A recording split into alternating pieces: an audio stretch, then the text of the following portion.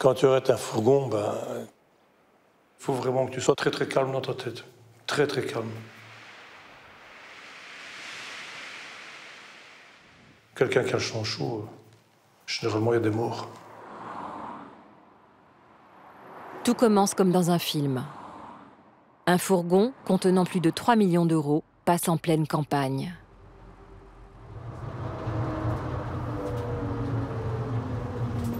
À l'intérieur, 2 convoyeurs. Ils ne le savent pas, mais cela fait plusieurs mois qu'ils sont surveillés. Quand c'est parti, que tu descends ta cagoule sur ton visage, t'es parti. Il n'y a plus que personne qui compte. Il y a lui et il y a le groupe. On fonctionne, on a le chrono. Quand c'est parti, c'est fini. En 1992, l'homme qui nous parle était l'un de ces braqueurs. Il s'appelle Nunzio Scarcella. Ça dure 1 minute 30. Stopper, vider, partir. Ça dure 1 minute 30. Si ça traîne, tu prends des risques. Monte tes mains! Ouvre la porte, pense à tes gosses! Vas-y! C'était facile, ouais. Si t'as une équipe qui fonctionne bien, c'était très facile. Tu voyais la peur dans les yeux des gens? Oui. Oui, bien sûr. On tient ton pote, là! Ton pote, il est là, il va crever, là, tu l'as où? Tu ouvres la porte, ballon! Vas-y! C'est bon, c'est bon. On le faisait pour l'argent, on savait bien ce qu'on faisait. Vas-y, les 5, les 5! Quand tu prends un fourgon, quand tu l'ouvres, et qu'à l'intérieur, tu trouves 4-5 millions d'euros, c'est quand même mieux que si jamais tu te fais une banque et que tu prends 600 000 euros. Si tu les as, tu vois, ça dépend.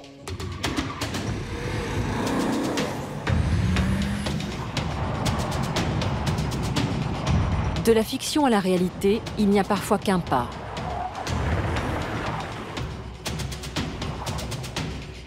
Ce soir, ceux qui l'ont franchi vous racontent. T'as pris combien? D'années ou d'argent? Combien? J'ai pris 18 ans. Et j'en ai presque fait 10. Ils sont 6. Tous fichés au grand banditisme. Tous anciens braqueurs. Ennemi public numéro 1, recherché pendant de longues années. Auteur de dizaines d'attaques, condamnés à des années de prison. La violence a toujours fait partie de leur vie, mais aucun d'entre eux n'a tué. Aujourd'hui, ils ont purgé leur peine et payé leur dette à la société. Pour la première fois, ces personnalités hors normes ont accepté, après des mois de négociations, de parler face caméra de leur histoire. Fait rarissime dans le grand banditisme, où tout reste secret, silencieux. Pour les approcher, gagner leur confiance, nous les avons rencontrés durant des mois sans caméra, jusqu'à passer un pacte. Nous ne les jugerons pas. En échange, eux ont accepté de se livrer personnellement durant des heures d'entretien. 1 an plus tard, nous avons tenu parole, sans trahir. Voici les témoignages exclusifs de ces bandits rangés.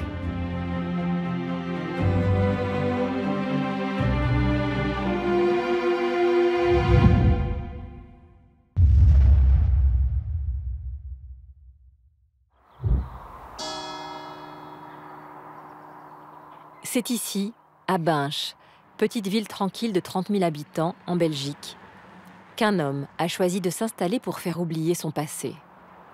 On met du jus, vous dormez, je m'endors aussi. On dirait que je regarde des images en arrière. Allez! Allez, pompe, direct! Ah! Allez, ah! Hop là! Nunzio Scarcella se fait appeler Dino. Il est le directeur de cette salle de sport très à la mode et coach sportif pour cadres supérieurs en demande d'exercices violents. Wisgo, allez, Wisgo qui reste, on est dessus, ouais. Ça fait du bien. Abdos, ça fait du bien, tu vas pomper. Ils doivent obéir, ils doivent subir. Le premier cul que je vois en l'air, je frappe dessus. Si je ne le fais pas, ils croient que je les aime pas. C'est pas vrai? Hein, Mirko? Oui. Si je suis pas méchant, vous croyez que je vous aime pas? Non. Voilà. Allez, vous travaillez. Mais si ses élèves tapaient son véritable nom sur Internet, ils découvriraient que l'homme qui leur crie dessus ne se force pas. Dans les années 90, Nunzio Scarcella était l'un des braqueurs les plus recherchés de Belgique. Tournai était le théâtre d'un hold-up particulièrement violent. D'un coup, on a vu des gens sortir cagoulés et ça a tiré dans tous les coins, quoi. Donc, Fiché au grand banditisme, réputé dangereux, il serait l'auteur de dizaines d'attaques de fourgons à l'explosif et de hold-up avec prise d'otages. J'étais violent. J'étais violent. Je ne peux pas dire d'avoir honte de ce que j'ai fait. J'ai pas honte de ce que j'ai fait. C'était un choix. À un moment donné, je me fais un choix. L'argent, c'est bien l'argent, bien sûr. Quelqu'un qui ne fait pas le bonheur, sauf si ça me fait bien sourire. Ça ne fait pas le bonheur. Pourquoi ça ne ferait pas le bonheur? Tu préfères être pauvre et crever de faim, t'as raison. C'est ton choix. Mais une fois, il y a un mec plus âgé, bien plus âgé que moi, il me fait, gamin, si tu veux gagner de l'argent, il faut travailler. Ouais, chouette. Mais si tu veux vraiment être riche, t'as vraiment intérêt à faire autre chose. Tu vois, c'est pas moi qui l'ai dit, c'est un vieux. L'histoire de Nunzio Scarcella est celle d'un homme en colère, animé par un violent désir de revanche sociale. Tout commence dès l'enfance, ici dans l'un des quartiers pauvres de Charleroi. C'est mon quartier, ça. C'est magnifique, non? Est-ce que tu veux que ça marche dans un patelin de merde, hein? Bien sûr que ça marche pas. Et mon copain habitait là, il est mort, lui. Il est mort en prison. Si tu faisais pas la pute, tu faisais le voleur. Si tu faisais pas le voleur, tu faisais le tox. Mais bon, je n'ai pas connu beaucoup qui sont passés à l'université de chez nous. Ils sont morts jeunes, mais ils ne sont pas morts universitaires, ça c'est sûr. Aujourd'hui encore, Charleroi est désigné comme le quart-monde de la Belgique, territoire à l'arrêt, laissé à l'abandon. Lorsque ces usines ont fermé, Nunzio avait 2 ans. À l'époque, son père y travaille comme maçon. Il meurt brutalement à 27 ans, laissant ses 2 enfants sans ressources, avec leur mère démissionnaire. J'étais élevé par nos grands-parents, mon petit frère et moi. Notre mère était très absente, ouais. Très, très absente. Non, pas bon. Pas bon. Maintenant, encore une fois. C'est quoi, pardon? Elle n'a pas fait son job. Elle n'a pas fait son job de mère. Si je devrais la décrire, c'est pas une bonne personne du tout. Malgré sa belle tête devant les gens, c'est pas une bonne personne du tout. Non. Non, non, non. Non. Rien. Nunzio se construit seul, sans repère. L'enfant qu'il était bascule alors dans la délinquance. Et 7 ans, j'étais embarqué. Parce qu'on a été volé dans une maison. C'était crescendo, en fait. Le supermarché, puis ça commence à être des tripostos, des postes, des banques. Et des fourgons. La trajectoire de Dino peut être jugée classique, commune à d'autres braqueurs. Devenus des individus violents, dangereux pour la société, par soif de revanche. Dans le passé, cet homme au fond de l'église était de ceux-là. Un braqueur solitaire, prêt à tout pour l'argent.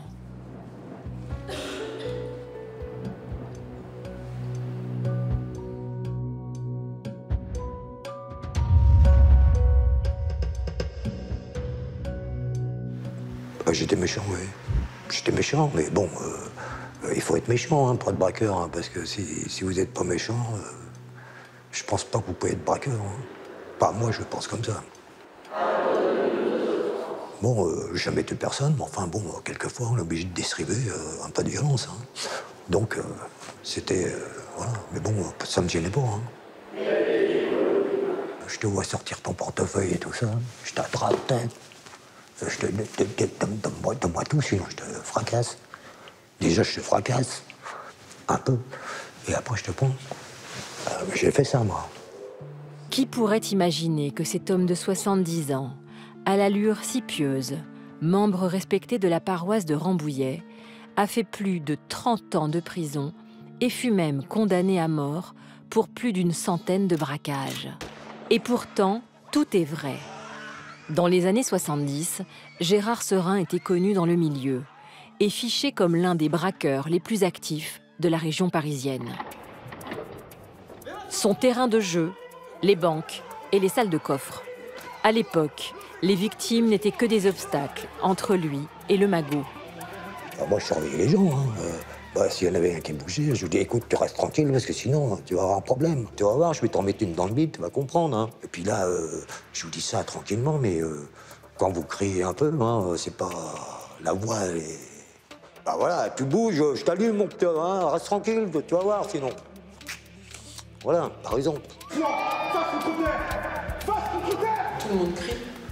Ça peut arriver, ouais, au début. Ça va se passer d'une manière, si c'est bien fait, que personne ne va se rendre compte de rien à l'extérieur. J'ai fait des hold-up dans plein Paris, à Opéra ou sur les Champs-Élysées, à 9h15 du matin, 9h30 du matin. Hein.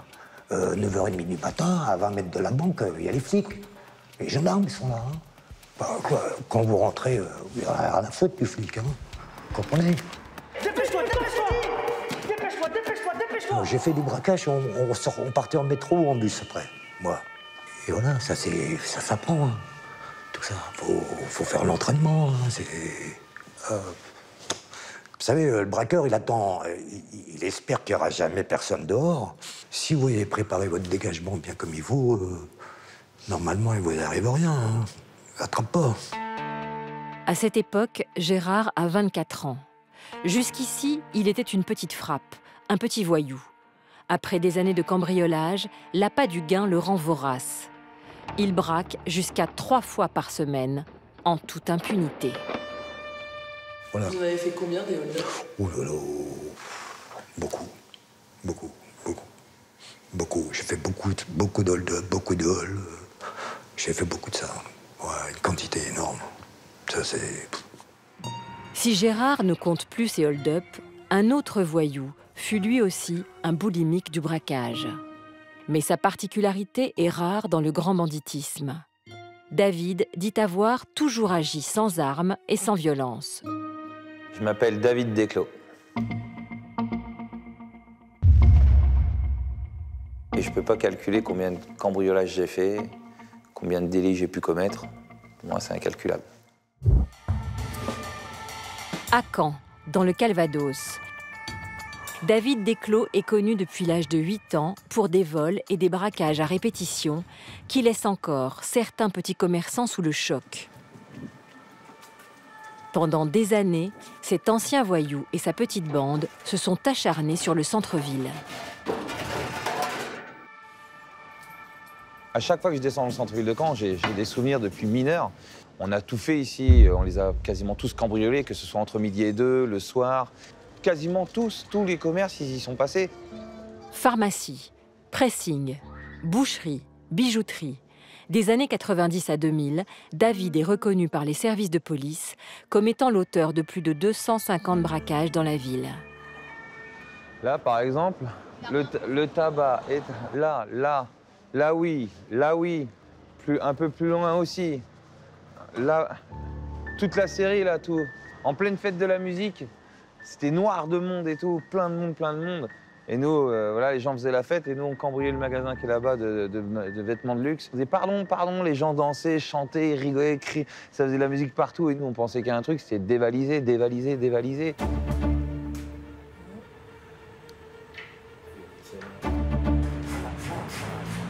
Que ce soit le 14 juillet, la fête de la musique, Noël, jour de l'an. Celui-là, je l'ai fait. Celui-là, là-bas, c'est un souvenir. Je l'ai fait 5 fois, celui-ci. 7 jours sur 7, David et son équipe frappent à Caen, mais aussi dans toute la région du Calvados et de la Manche. Le matin, on faisait le vol à l'étalage. Entre midi et 2, on faisait les caisses entre midi et 2.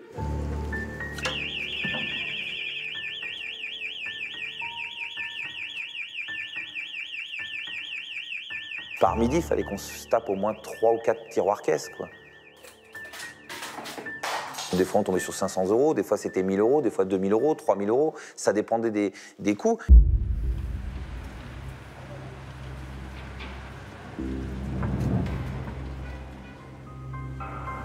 Je jouais au loup avec le personnel. Je me cachais dans des endroits. Et quand j'atteignais le bureau où il y a le coffre-fort, je fouillais, je trouvais la clé du coffre, j'ouvrais le coffre-fort, hop, je prenais les poufs à billets, tac, tac, je refermais le coffre, tac, et je partais.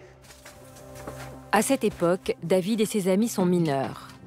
Ils savent qu'ils n'ont pas à craindre la prison. En 6 ans, ils ont été maintes fois arrêtés par la police et toujours relâchés.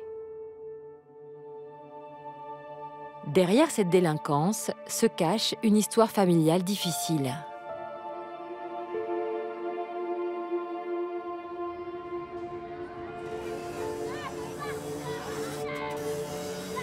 Direction la Cité, au 43 de la Pierrezée, l'un des quartiers défavorisés de Caen. L'argent volé n'est pas pour lui. Il est chaque soir déposé ici à sa mère pour permettre à ses frères et sœurs d'avoir de quoi manger.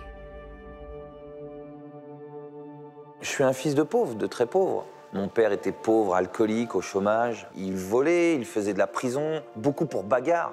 Il était très violent pour la bagarre. L'alcool le rendait violent. À la maison, il n'y avait rien. Le peu de meubles que ma mère, elle essayait de construire ou quoi, les huissiers nous les emmenaient. On rentrait de l'école, il y avait le peu de vaisselle qu'on avait par terre, plus de meubles, ma mère en larmes. Les premiers ingrédients sont là. Ça excuse pas tout, mais dans notre tête, il n'y avait qu'une solution. C'était de faire ce qu'on avait appris depuis tout gamin. C'était d'aller voler, d'aller chercher l'argent là où elle est. Des petits larcins au grand banditisme, il n'y a qu'un pas. Dès ses 18 ans, David passe aux banques. Il est incarcéré pour la première fois à 20 ans, en 1993, à la maison d'arrêt de Caen, où il purge 4 mois fermes. Mais cette première peine ne l'arrêtera pas. David récidivera 6 fois. Au total, il fera 10 ans de prison. La police l'arrêtera définitivement juste avant qu'il ne commette son plus beau casse. Il a alors 34 ans.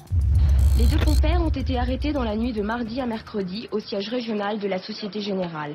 La police les accueillit à la sortie d'un puisard, à partir duquel ils tentaient de rejoindre la salle des coffres. Quand ils ont vu le tunnel, là, ils sont tombés fous. Je me souviendrai toujours d'un policier, il est venu vers moi, il m'a dit « Comment vous avez fait pour creuser un tunnel à cet endroit-là? Avec le boulevard, les voitures, la vie qu'il y a autour, vous avez des complicités dans la police, c'est pas possible, c'est impossible, comment ?» C'est con à dire, mais c'est jouissif. C'est con. À l'heure où je le dis aujourd'hui, je rajoute le mot « con » parce que tu n'as pas de sous, on est très pauvres, et tu te retrouves en train de faire ça. Tu mets toute ton intelligence, ton culot, ton talent là-dedans, et tu épates tes copains en même temps. Tu montres à tes copains comment t'as fait. Ils te regardent comme un dieu, comme le roi des voleurs. Après avoir passé 20 ans de sa vie dans la délinquance, David n'a jamais rechuté, mais fréquente toujours le milieu. Par habitude ou par amitié, l'ancien voyou n'a jamais réussi à totalement couper les ponts avec les anciens amis. Mais j'ai le souvenir de lui, il venait par exemple même sur un coffre-fort et le matin il repartait à l'école. Ils ont jamais mis un pied en prison, tu vois. Et j'ai même été déçu de pas vous voir à un moment. Je voyais les mecs arriver, ça arrivait. Moi je dis toujours faut partir, faut quitter le quartier et tout ça parce que il peut y avoir des moments où on te propose des choses et quand ça va pas dans ta vie, tu as des problèmes financiers, tout ça. Ça peut aller très vite à rechuter ou voilà. Et bon, c'est pour ça que comme j'ai essayé de le dire, c'est comme une drogue, t'es là, et donc faut partir, faut esquiver, voilà.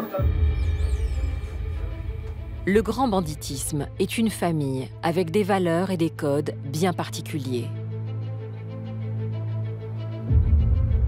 Des codes que l'on se doit de respecter.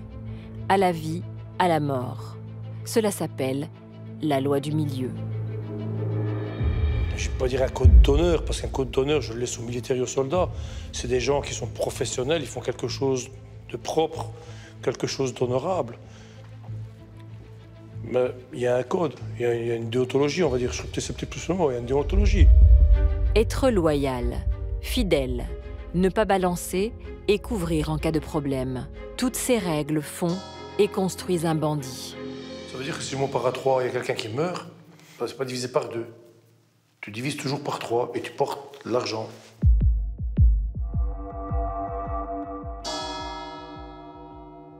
Si quelqu'un rentre en prison parce qu'il est arrêté, tu t'occupes de son avocat.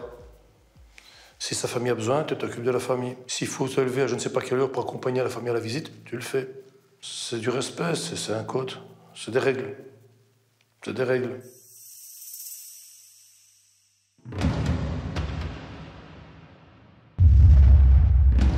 Dans ce monde, les règles sont là pour protéger, mais peuvent aussi détruire. Car les braqueurs ne sont pas des justiciers. Quand l'un d'entre eux déraille et trahit, la sentence est cash. Je crois qu'on est plus barbares entre nous qu'avec les forces de l'ordre ou qu'on a affaire à des gens qui travaillent dans des banques ou des fourgons. Avec des gangsters, ben, c'est pas comme si tu avais une brouille avec un instituteur d'école ou avec des gens qui sont en gériatrie. Ça se passe tout le temps un peu trop mal, quoi. Et on oublie les politesses. La fin d'un braco qui réussit sonne l'heure du partage. Un partage qui se doit être équitable selon leur code.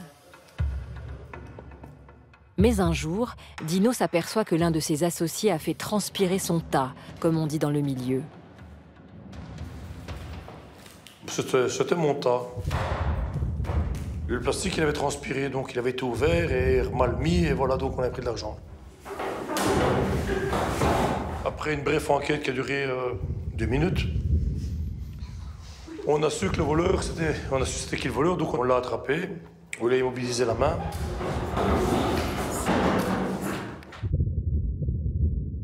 C'est pas le principe de l'argent. Tu dois comprendre que quand tu peux pas voler dans ton nid, tu peux pas faire ça. Ça, c'est pas une question d'argent, ça. C'est pas une question d'argent. Et pendant que mon copain lui expliquait que c'était pas bien en le tenant bien comme il faut, et il était droitier, donc on a pris un marteau et je lui ai cassé sa main avec un marteau, tu vois. Beaucoup de fois.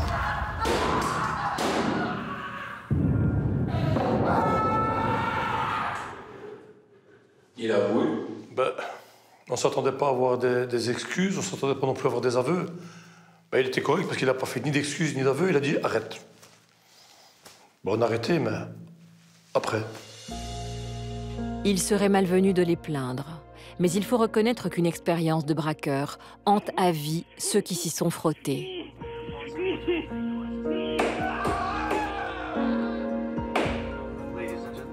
Je serai jamais comme les autres. Je serai jamais comme les autres. Je serai toujours sur un fil, tu sais. Je me sens pas marqué au fer rouge, je me sens pas... Je suis tout sauf une victime. Ça va, mais je connais mes limites, je sais ce que je peux et je sais où je peux pas faire, c'est tout. C'est pas... Cela fait 10 ans que Dino mène une vie rangée, sans récidiver. Tout n'est que souvenir, à une exception près.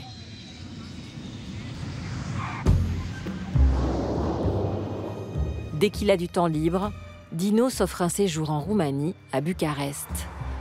Il est là pour les affaires. Dino cherche à créer sa propre marque de vêtements de sport. Mais entre 2 rendez-vous, lui et son associé aiment s'offrir un petit moment de détente, une séance de tir. Je viens tirer en Roumanie parce qu'en Belgique, ça ne m'est pas permis. Ça ne m'est pas permis, il faut un casier judiciaire vierge, ce qui est loin d'être le cas. Et ici, tout le monde a une pièce d'identité. Ils sont un petit peu plus intelligents et plus souples, on va dire. Pendant que je fais ça, ça me vide. Tu te concentres, je fais quelque chose que j'aime bien. Je le fais légalement, en tout cas. Et je tire pas sur des gens, je tire sur des cibles. Ça reste, c'est sportif, quoi. En France, tirer à la Kalachnikov, même dans un stand de tir, est formellement interdit.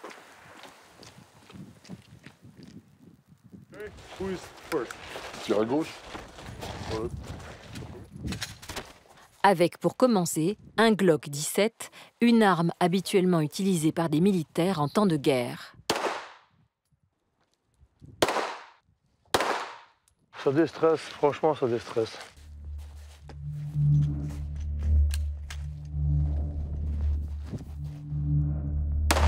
Quand tu prends un fourgon, quand tu l'ouvres, on est équipé professionnellement, on n'est jamais monté avec rien d'artificiel.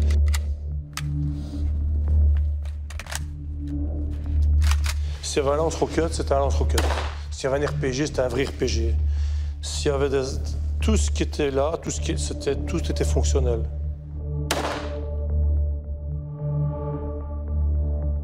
Mais une fois qu'il était stoppé, quand je descendais, je mettais en joue. S'ils n'ouvraient pas, je tirais.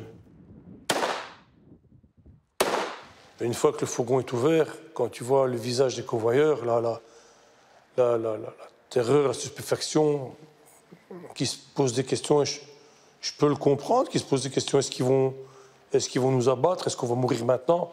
C'est humain. Mais j'ai pas d'animosité vis-à-vis du convoyeur, il fait son taf, donc tu nous donnes ce qu'on a demandé, et c'est bon, c'est tout. Dans la bouche de Nunzio Scarcella, une attaque de fourgon semble ordinaire, presque banale. Et pourtant, les armes et les explosifs utilisés à l'époque sont les mêmes qui ont tué lors des attentats de Charlie Hebdo et du Bataclan en France. Des armes de guerre qui laissent souvent des victimes gravement blessées lorsqu'elles ne provoquent pas la mort. Dans les années 90 et 2000, les attaques de certains braqueurs font la une. Villers-la-Ville avait lieu l'une des plus violentes attaques de fourgon qu'ait connue la Belgique, laissant des victimes marquées à vie. Un visage face à moi, une arme, on me tire dessus.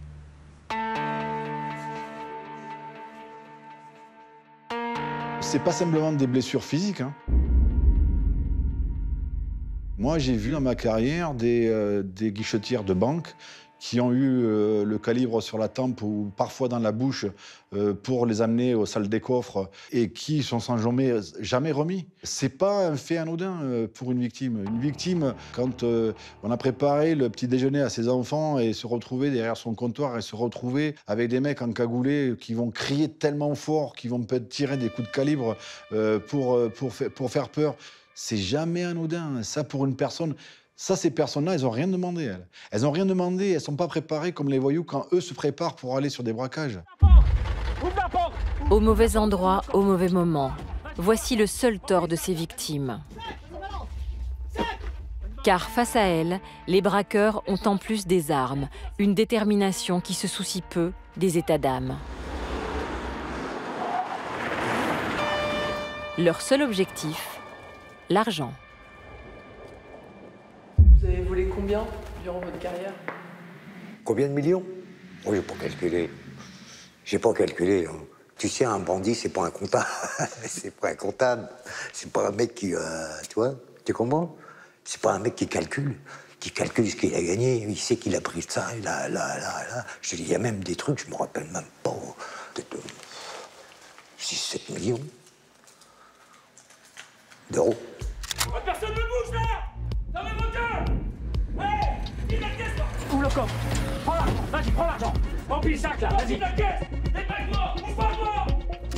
Le magot, le pactole, l'artiche, le grisby, l'argent. Voilà ce après quoi court le braqueur. Aveuglé par le désir brûlant de posséder, d'être riche, il cherche à avoir toujours plus et à faire le casse du siècle. T'as tout avec l'argent. T'as tout. Tu comprends? T'as passé ta jeunesse dans le quartier bidonville, t'as envie de découvrir les sports d'hiver, les belles plages du monde. Bah, le bandit, c'est un flambeur. Tu bouffes 30-40 000 euros par mois, vite fait, hein, t'as rien vu. Hein. Tu comprends? Donc il faut y aller au chagrin, sortir le bouteille. Et puis c'est l'argent facile, elle te brûle les doigts, tu la dépenses aussi vite que tu la gagnes. Mais je les ai eus, hein. Je les ai gaspillés. Plus j'ai eu, j'ai gaspillé, plus j'ai beaucoup plus, j'ai gaspillé.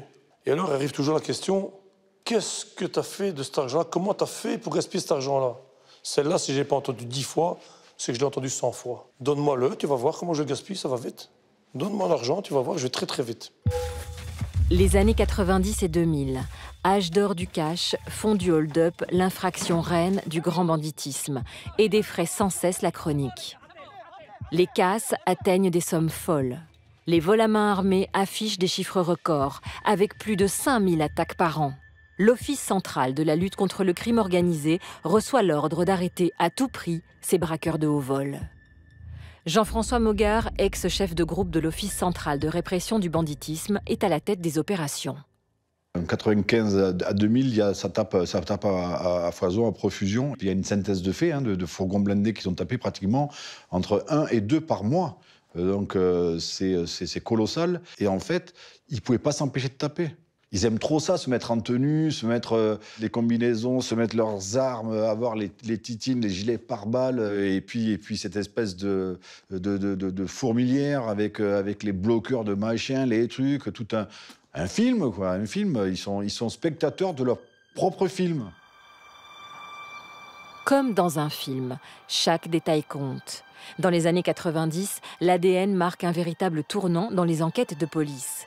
Mais encore une fois, les braqueurs de haut vol s'organisent et frappent sans laisser de traces. Impossible de mettre des noms sur les attaques. C'est pour ça que sur les derniers temps, les braqueurs, quand ils montaient, ils étaient équipés sous cellophane, quoi. C'était des paquets cadeaux. C'est comme quand tu sors du BHV. Les mecs, ils se mettaient 3 couches de pantalon, ils se mettent du scotch américain entre les gants et les poignets de leur combinaison. Ils mettent bien sûr les tours de cou, ils mettent leur cagoule pour éviter de perdre des cheveux. Mais ce qui va perdre ces braqueurs et aider Jean-François Mogard, c'est leur soif d'argent. L'envie d'avoir toujours plus va les pousser à monter des coups toujours plus gros et à ouvrir les groupes à de nouvelles recrues pas toujours fiables.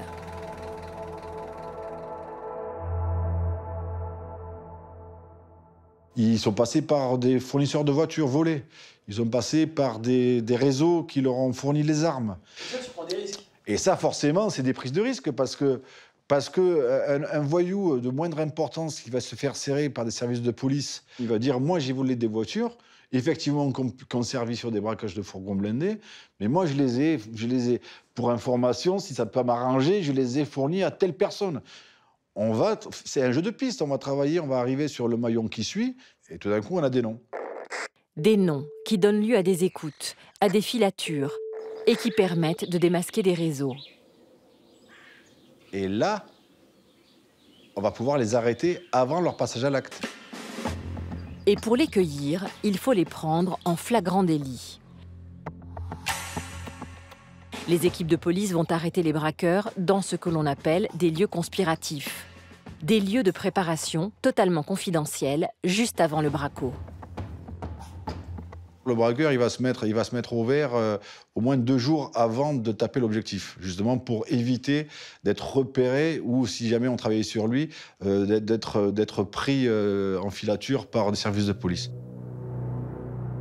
Les petites mains ont balancé. Un gros coup de filet commence et c'est toute une génération qui va tomber. Ces braqueurs ont enfin un visage et l'un des plus connus est celui d'Antonio Ferrara, dit Nino. La réponse de la justice sera sans pitié. Ils sont en vol avec armes, en bande organisée. La bande organisée, c'est un facteur aggravant. Donc c'est un tarot, ça t'arrive déjà. Ils ont souvent séquestration et enlèvement, parce que souvent, ils tiennent en respect ou ils mettent le calibre sur la tête, sur les compagnons pour pas qu'ils bougent. Et puis, il y a les tentatives d'homicide et puis des homicides, parce qu'il peut y avoir en dommages collatéraux, et il y a eu, l'histoire l'a dit, des témoins ou des policiers qui sont restés au tapis. Donc la somme de tout ça, c'est des peines criminelles qui peuvent aller jusqu'à des peines de sûreté de 22 ans, voire 30 ans s'il y a des homicides ou des homicides volontaires, quoi, hein. Des peines lourdes qui eurent pour conséquence de mettre la plupart des braqueurs à l'ombre pour longtemps. J'ai mis 10 années de ma vie à l'ombre. J'ai quelques séquelles. Des fois, c'est la nuit. Des fois, c'est au petit matin quand je me réveille.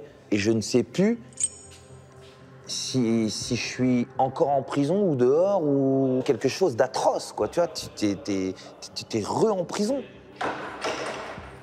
Les gens, l'extérieur, voient la prison comme, ouais, de toute façon, c'est l'hôtel. Ben ouais, ben vas-y à l'hôtel. Vas-y à l'hôtel. Tu verras si c'est vraiment l'hôtel. C'est un mouroir. Bonjour. En prison, ces braqueurs ne sont pas des détenus ordinaires. Vus comme des dangers pour la société, ils font partie des DPS, détenus particulièrement surveillés, avec des conditions de détention à la dure. La prison, c'est noir. Hein. En fait, c'est ça. C'est exactement ça, et peut-être plus noir qu'ils pensent. Parce que c'est masqué. Et que des gens comme moi, qui vont parler de la prison, les gens, ils pipotent, mais en vérité, ils pipotent pas, les mecs. En 1975, Gérard prend 7 ans. Il s'évade 4 ans plus tard. En 1980, le braqueur est condamné à mort par contumace au tribunal de Créteil. Au final, la vie de Gérard sera une alternance violente entre prison et hold-up. Il fait en tout 30 ans de prison.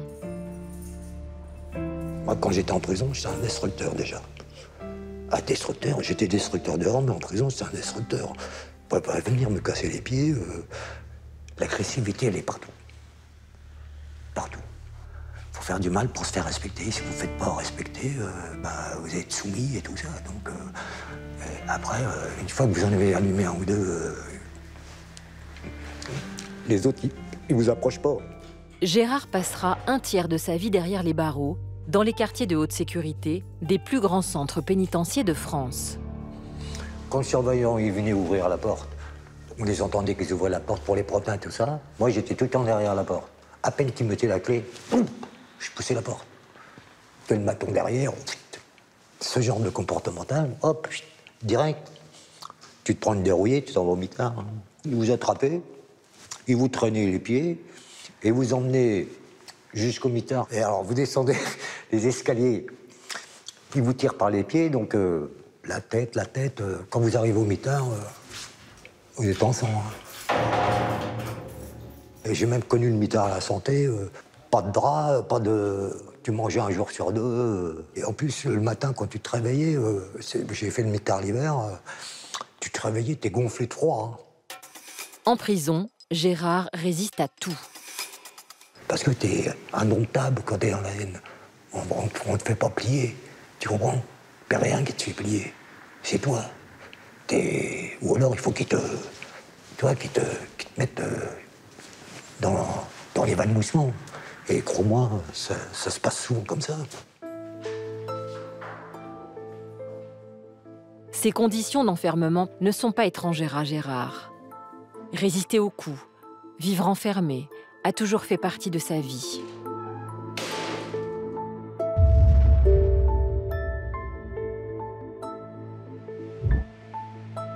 Dès son plus jeune âge, bien avant de devenir un voyou, l'enfant qu'il était a grandi aux côtés d'un père violent et d'une mère alcoolique.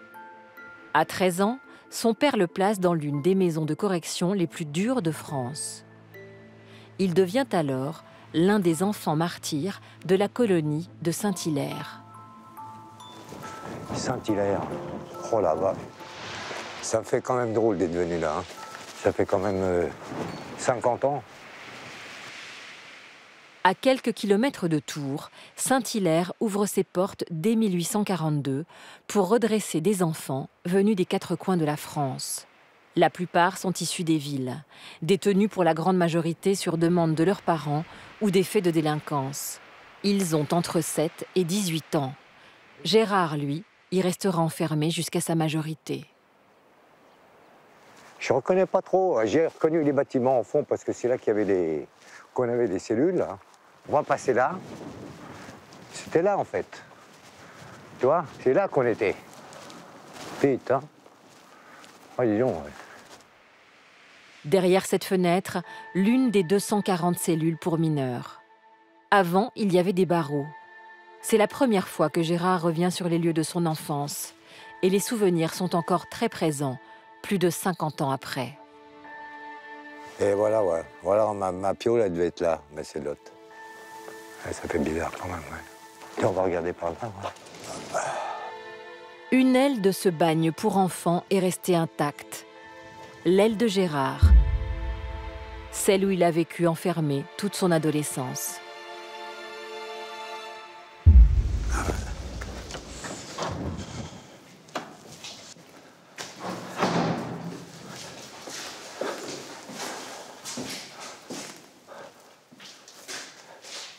Alors, les portes ouvertes comme ça, c'était le matin.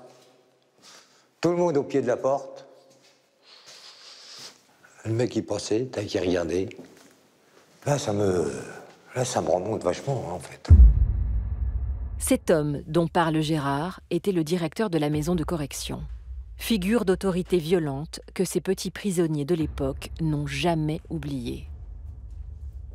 Je me rappelle toujours du bonhomme. Il s'appelait Manchou. Si votre bouton n'était pas attaché, là, ou si vos chaussures n'étaient pas... Il avait un tuyau en plastique vert, là, vous savez, l'arrosage, là. Tu le voyais pas arriver, le truc, hein. Il se fait, hop, sortait des rangs. Il passait, bang. C'était lui le plus à craindre, en fait. Les autres, bon, mettaient des gifs ou des trucs comme ça, mais les avec son tuyau, t'assommais la gueule, là. T'es tabassé, quoi, c'est tout. Tu peux pas te défendre, de toute façon. Parce que quand tu commences à te défendre, il se pointe à 10, il te fracasse ta gueule. Jusqu'à temps que tu... Voilà, que tu bouges pas, c'est tout. Alors que Gérard vit le pire pour un enfant, les surveillants lui annoncent froidement la mort de sa mère. Un drame qui le marquera à vie. Elle est morte sous les coups de son père. Je pleurais, j'étais mal à l'intérieur. Ça me vivait à l'intérieur de moi. Même à mon père, je lui disais, c'est pas la peine de m'écrire. Il m'écrivait toute la semaine, lui. Je disais, c'est pas la peine de m'écrire, hein, t'as tué ma mère, c'est pas la peine. Hein, ça détruit l'être. Quand vous êtes en confrontation avec la violence et... C'est le petit, quand t'es petit, qui est comme ça, donc après ça t'habite tout le temps. Ça te lâche pas, ça te lâche jamais. La haine, c'est terrible, hein. Ça rigole pas. Après 3 ans d'enfermement, Gérard sort à sa majorité, diplômé d'un CAP de tailleur de pierre. Un diplôme qui ne lui servira pas. Mais ce qu'il garde à jamais gravé, en lui, ce sont des séquelles affectives graves, irréversibles et dangereuses pour les autres. Gérard aura passé plus de la moitié de sa vie en prison. Il vit libre seulement depuis ses 64 ans.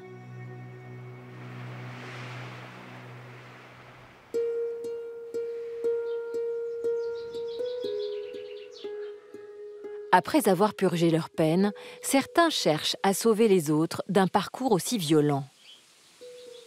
C'est le cas de David. Lui a passé plus de 10 ans en prison et revient pour la première fois en homme libre dans les couloirs du centre de détention d'Argentan, près d'Alençon. Bonjour, je suis David Desclos, je viens jouer mon spectacle. L'ancien braqueur, devenu comédien, s'est associé au ministère de la Justice pour aider les détenus à s'en sortir après la détention. Il joue son spectacle dans toutes les prisons de France depuis 3 ans déjà. Si je vais jouer ce spectacle en prison devant tous ces jeunes, je me dis qu'il y en a un paquet qui sont sauvables. Pour comprendre, il faut l'avoir vécu.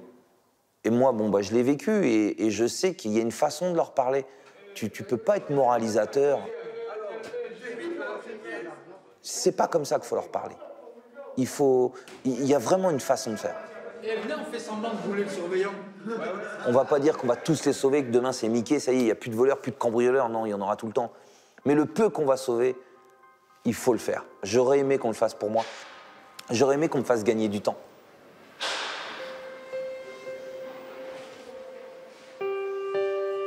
J'aurais aimé qu'on me fasse comprendre ce que j'ai compris à l'heure d'aujourd'hui. Le temps n'a pas de prix. Quand tu vois ces pauvres gamins qui sont en prison, qui ont 18, 19, 20 ans, 30 ans, et qui foutent leur vie en l'air.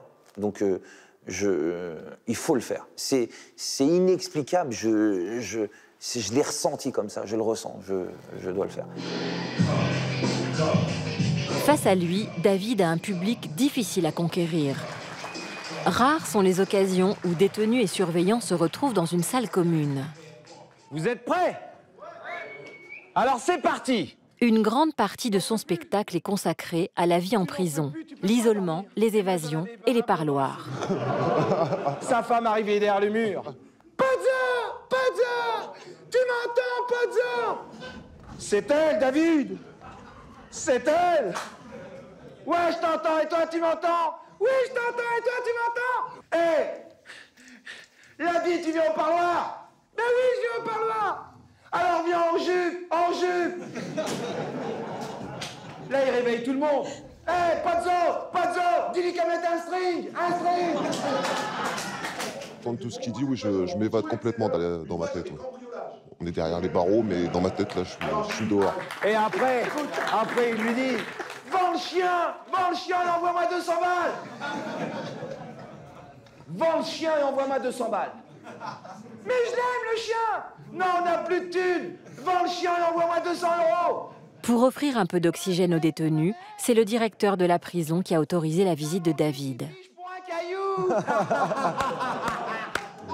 Il est en train de nous raconter la vie de la prison, mais enfin, c'est du réel, c'est du vécu, donc c'est pour ça que ça marche aussi bien avec les détenus. Tu t'apportes, bah! Et quand le surveillant il arrive, il ment pas à son public, il ment pas non plus à l'administration, qui vit aussi tous les jours la surpopulation, qui vit tous les jours les difficultés de détention. Tout est vrai, et c'est raconté de telle manière. Vous voyez, ça plaît. Le spectacle, parce qu'il y a des applaudissements. Bravo. C'est un succès. À la fin de son spectacle, David reste à l'écoute pour faire passer son message de réinsertion. Si c'était à refaire, est-ce que tu le referais? Non, en sachant ce que je suis aujourd'hui, des jeunes, j'irai dans la voie honnête. Et je te jure que je mens pas. Pendant ces 4 ans d'incarcération, comment votre femme a-t-elle fait pour rester aussi forte? Bah, je pense que c'est déjà l'amour. Moi, je dis toujours qu'une femme amoureuse, elle peut déplacer des montagnes. Et moi, c'est pour ça que je veux leur rendre hommage. Parce que nos mères, nos femmes, tout ça, elles sont très courageuses. Et ce qu'elles font pour venir nous voir, les kilomètres qu'elles font, on peut être transféré dans le sud de la France, on peut être partout. Elles déplacent, nos femmes, même nos pères, hein, nos familles, déplaceraient des montagnes. Dans la vie de David, sa femme Nora n'est jamais loin. Depuis sa sortie, elle a cessé de travailler pour le soutenir et veiller sur sa réinsertion. Car si aujourd'hui David est entouré d'une famille unie et vit un quotidien ordinaire avec ses 3 enfants, c'est grâce à sa femme et sa sœur cadette, Katia, qui ne l'ont jamais lâché. Bah, j'ai fait avec, en fait. Hein. C'est même pas costaud, une question d'être costaud ou de courage, etc. C'est qu'il n'y avait pas le choix, donc il faut faire, quoi. Surtout quand j'avais les enfants, il n'y avait pas le choix. Hein. Fallait, Je me suis posé des questions, c'est normal, parce que sinon ce serait complètement... comment dire, inconscient, et donc je me posais des questions évidemment, mais honnêtement j'ai jamais pensé ni à la première peine ni à la deuxième partir. Ça vaut le coup, quoi. Ça vaut j'avais confiance en lui, je savais que qu'il se plantait dans sa façon. D'ailleurs je lui disais au départ, tout début qu'on était ensemble, je lui disais t'as beaucoup de qualités, t'as beaucoup ton seul gros défaut, c'est d'être malhonnête, en fait. Et si tu étais honnête, tu pourrais être... pas parfait, mais très bien, quoi. Je vais pas dire que ce serait l'homme parfait, mais... Le regard des autres, il est dur quand t'es femme de tôlard? Alors... La société? Oui. Enfin, je sais pas. Parce que moi, quand il était en prison, ma famille était au courant. Mais mon entourage professionnel ou amical n'était pas au courant. Personne n'était au courant. Pourquoi avoir fait ce choix? Ça peut rien dire. Et je voulais protéger les enfants. Je voulais pas que... comment dire, qu'ils aient ce passif en eux qui pourrait peut-être influencer leur... c'est de ça qu'on a peur, en fait. Voilà, c'est ça. Que ça pourrait avoir sur eux. Pour protéger ses enfants, Nora ne leur a jamais dit la vérité. Les enfants adorent les crêpes. Amel, 14 ans, Sacha, 10 ans, et Théo, 8 ans, ont vu leur père aller et venir, s'absenter pendant de longues périodes, sans jamais vraiment savoir où il partait. Et on allait le voir que quand on était bébé, mais quand on dépassait genre 4 ans, il voulait plus qu'on vienne le voir parce que sinon on avait trop de souvenirs et il voulait pas qu'on ait des souvenirs d'aller le voir en prison en fait. C'est pour ça que quand il est allé en prison après, pour sa dernière peine je crois, je devais avoir 6 ans, j'étais en CP je crois. Il est parti comme d'habitude en voiture, enfin il est parti comme d'habitude, c'est juste qu'il est pas revenu le soir.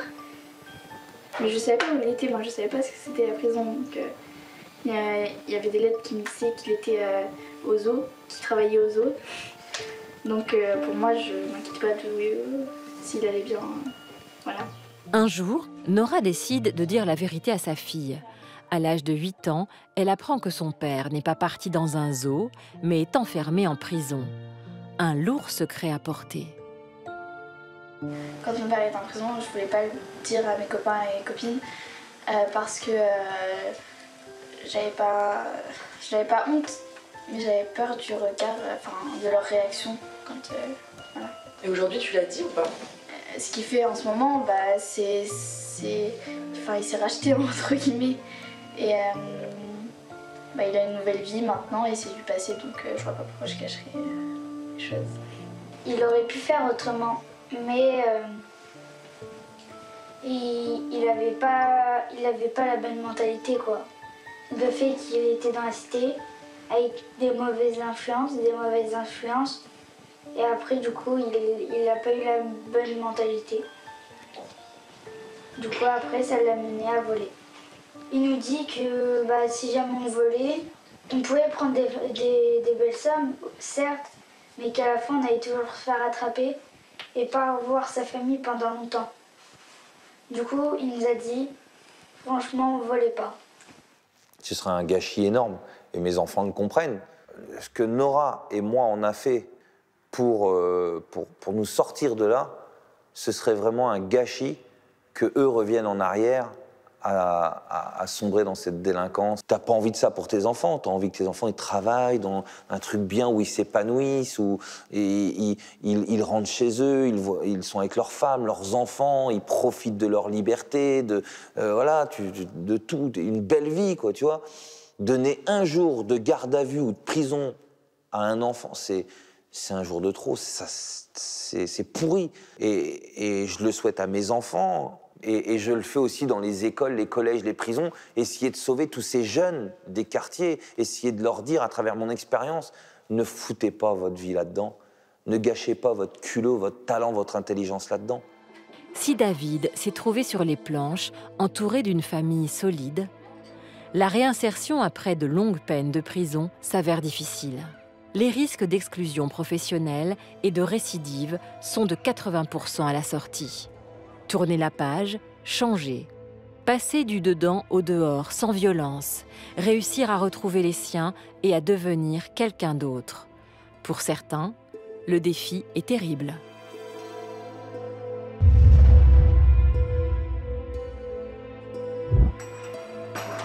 Nunzio Scarcella est de ceux-là. Après 10 ans de prison, il sort en 2008 dans un état psychologique fragile. Et malgré un soutien familial solide et une bonne réinsertion professionnelle, l'homme violent qu'il est va tout détruire. Quand tu ressors dehors, les gens parlent trop vite, tout va trop vite, ils parlent trop fort, ils parlent trop tout court de toute façon. Et ça aide beaucoup d'avoir quelqu'un dehors qui te soutient. J'ai une femme qui m'a attendu pendant ce temps-là, tu vois. Je suis quand même resté longtemps, hein. Je suis resté 23 ans, moi, avec ma femme. Et je pense que j'aurais dû laisser de l'espace. Mais quand tu as une drôle de vie, quelqu'un de logique, quelqu'un de socialement intégré, il ne peut pas comprendre ça, que tu as une façon de fonctionner différente, que tu es tout le temps en train de stresser, une porte qui claque, un boom quelque part, ou une sirène, tout simplement, ou quelque chose qui n'a pas, ou que tu n'as pas trouvé la bonne place, parce que tu as des tocs, parce que... Et mes colères, elles allaient très vite, parce que c'est comme quand je travaillais, je montais très très vite. Et à un moment donné, je pensais que tout le monde était fou. J'ai vraiment pensé que tout le monde était fou. Je suis entouré de fous. Ils sont tous fous. Puis quand Quand ma femme est partie, j'ai compris que peut-être que c'était moi qui étais fou.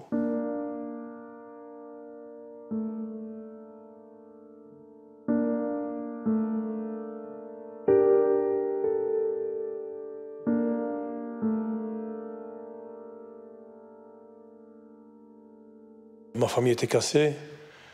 Alors après, à ce moment-là, j'ai eu le choix entre soit je me tire une bonne balle et je reste là. De toute façon, c'est fatigant, tu vois. C'est fatigant à la fin. Ben, je suis vivant. Je suis vivant.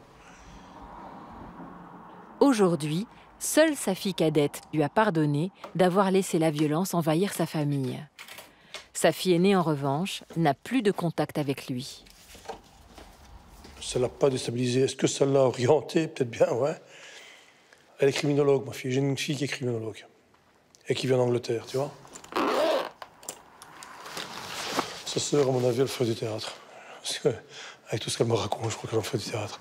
T'es quoi, française, hein? Oui. Tout. Pour s'en sortir, Dino s'est inscrit dans un groupe de parole pour hommes violents et a commencé une thérapie. Aujourd'hui, l'homme qu'il était est en sommeil pour être un bon père et offrir à sa fille une vie stable. Ouais. Tiens, tu vas tourner un petit peu ainsi, puis tu mets le couvercle dessus. Tiens. On a des bonnes discussions. On ne se comprend pas toujours, mais on a des bonnes discussions. Maintenant, c'est quoi la bonne façon d'élever un gosse? Ça, c'est encore une autre histoire. Mais quand tu sais comment on ne doit pas faire, la mauvaise solution, celle-là, je la connais. Si ça peut passer mieux qu'avec moi, comment j'étais, enfin, ce que moi j'ai vécu, les oignons, ça rend sentimental. Non, moi, je suis un sentimental. Je pense que ton père est un père comme les autres. Non. Mon père, avant, il volait, il braquait, il faisait plein de trucs qu'il ne pouvait pas. Pas comme d'autres êtres humains. C'est qu'il a changé et ça, je suis contente. C'est qu'il ait pu changer et qu'il n'est pas resté en prison. Tu l'aimes comme ça? Je l'aime beaucoup et qu'il soit allé en prison, ben c'est pas grave pour moi. Bon, on est bon là. Dino tient bon pour sa fille. Elle est son rayon de soleil et finalement sa plus grande richesse.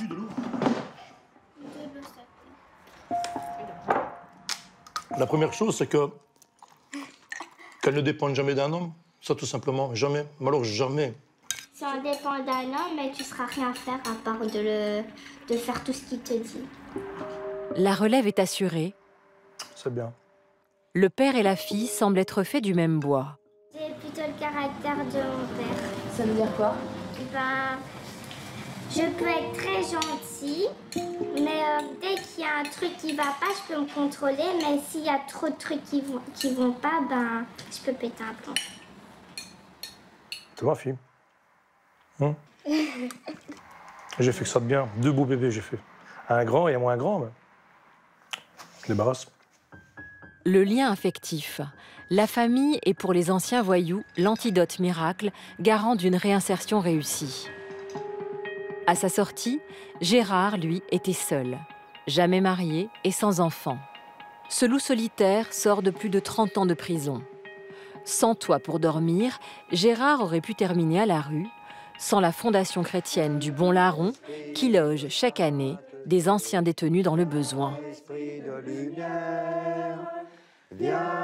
Quand je suis sorti de prison, j'avais rien dans les poches. J'ai un ami qui m'avait écrit en prison, un éleveur de chevaux. Je l'appelle, je lui dis, écoute, faut que tu me trouves un logement, parce que ça va plus là, je vais exploser. Et il m'emmène dans la maison, le Bon Larron. Tu connais l'histoire du Bon Larron? Quand Jésus il est sur la croix, il y a 2 mecs à côté, 2 criminels. Il y en a un, c'est le Bon Larron. C'est celui qui s'en va en premier avec le Jésus au paradis. Je suis arrivé dans cette maison-là, moi. Gérard occupera l'une des 4 chambres de cette maison pendant près de 2 ans. Ici, il réapprend à vivre, aux côtés des bénévoles et d'autres anciens détenus comme lui, jusqu'à ce qu'une lumière vienne l'éclairer. J'ai senti à l'intérieur de moi que j'avais plus la moelle. Changé, en fait. Je me sentais plus dans ce mal à faire. Alors là, je me suis retrouvé... attention, j'ai eu peur, hein, je te dis franchement, là aussi j'ai eu peur. Tu vois, je me suis retrouvé avec un disque dans la tête, tu vois, pendant 3-4 jours. Le chemin du bien, chemin du bien, chemin du bien, chemin du bien. Mais tu crois devenir fou quand t'as ça dans ta tête. Je me suis vomi, hein. Je me suis vomi de ce que j'étais. Moi, je suis habité par l'amour de très peu. En fait, il y a très peu de temps. Je suis neuf, moi. C'est ce que je dis d'ailleurs tout le temps. Je dis, en fait, je revis. Parce qu'aujourd'hui, je sais que à cette grâce-là, elle m'a mis le souffle d'amour. Lui, qui a toujours connu la violence et la haine, découvre l'amour au contact des autres. Aude Siméon est la directrice du Bon Larron, témoin de la lutte que Gérard se livre quotidiennement pour tenter de devenir un autre. Gérard a encore beaucoup de... Bien sûr, il y a encore de la colère en lui, il y a encore de la violence en lui qui peuvent faire irruption au moment où on ne s'y attendrait pas, parce qu'on ne se guérit pas si facilement des traumatismes de l'enfance. Mais Gérard apprend quand même à se connaître, il apprend quand même à se maîtriser, et une fois que parfois il a un petit peu pété les plombs, il sait parfois le reconnaître et très simplement s'en excuser. Je suis un repenti. Ah oui, moi je me suis vidé, on m'a lavé, mais moi-même, je ne me pardonnerai jamais d'avoir été ce que je suis, ce que j'ai été. Je ne peux pas me pardonner, moi. Je sens une merde, une grosse merde. Tu vois? Aujourd'hui, je le dis. À cette époque-là, je ne pouvais pas faire, ni le dire. Parce que je n'étais pas habité de la même chose que je suis aujourd'hui. C'est ça l'importance. Si c'était à refaire? Si c'était à refaire, si j'étais construit comme j'ai été construit, ça serait le même cinéma. Gérard, Dino et David ont purgé leur peine et se sont insérés dans la société pour devenir des hommes comme les autres, ou presque. Mais une question nous brûle les lèvres. Qu'ont-ils fait du magot, l'artiche, le Grisby? Qu'est devenu cet argent volé? Il est où l'argent? Et où? L'argent? Chez toi? Je sais pas. J'ai pas envie de faire ma langue de bois, tout ça. Mais... Tu vis bien aujourd'hui? Je paye mes dettes. Ça va. Je gagne assez d'argent pour payer mes dettes, ça va. Tu dois combien? Beaucoup. Je sais pas. Je te promets, je sais pas. Beaucoup. Vraiment beaucoup. Quand tu te fais prendre, les policiers te prennent tout, quoi. La justice te prend tout. T'épluches tous tes comptes, ils regardent si t'as le moindre truc à ton nom, même voiture, immobilier, tout ça, voilà. Donc, ils te prennent tout. Et puis, quand t'as un peu d'argent de côté, les années de prison et de cavale te fait tout manger, quoi. Tu manges tout, tu perds tout. À la finale, quand tu sors de prison, t'as une main devant, une main derrière, t'as plus rien. Vous vivez de quoi aujourd'hui? Je vis tranquillement, simplement, modestement. J'ai eu de la chance parce que j'ai jamais travaillé dans ma vie, hein, et on m'a filé une retraite. Alors, pour inaptitude au travail. Sérieux, tu connais pas ça? Inaptitude au travail. Quand tu sors ça, j'ai eu ça en prison, à 61 ans. Elle coûte combien cette retraite? C'est un petit truc, c'est 900 balles, 900 €. Mais bon, il y a des gens qui ont travaillé toute leur vie. Moi, je dis, j'ai eu de la chance d'avoir ça. T'as plus jamais envie d'aller braquer une banque? T'as des envies encore? Pas de banque, parce que je sais quand même que la sécurité, elle est énorme maintenant. Ou un petit truc? J'ai envie, ouais, des fois. Ah oui, je prie. Hein. L'histoire de Dino, Gérard et David est celle de 3 hommes en marge de notre société qui, après des années de prison, ont fait le pari de vivre comme les autres. Dino a décidé de se spécialiser dans le sport et lance sa propre marque de vêtements. David joue sa propre histoire sur scène, comme pour exorciser son passé de multirécidiviste.